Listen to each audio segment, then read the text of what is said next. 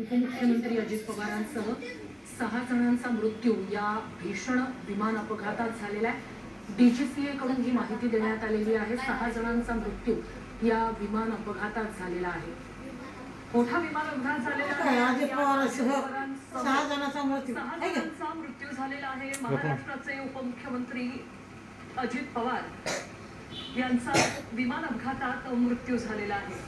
बारामतीत लँडिंग दरम्यान भीषण अपघात झाला। ते विमान कोसळलं, त्यानंतर या विमानानं पेट घेतलेला होता आणि यातच अजित पवारांसह 6 जणांचा मृत्यू झाल्याची माहिती डीजीसीए कडून देण्यात आली आहे।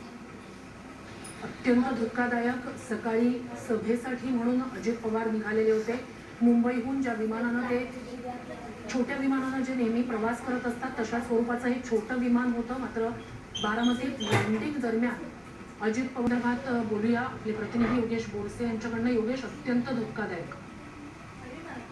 निश्चित उषा, ज्या पद्धतीने अपघात हा सकाळच्या सुमारास झालेला आहे आणि अजित पवार ते मुंबईहून बारामतीमध्ये येत होते आणि त्या दरम्यानच बारामती विमानतळाच्या जवळ असणाऱ्या शेतात विमान कोसळलेलं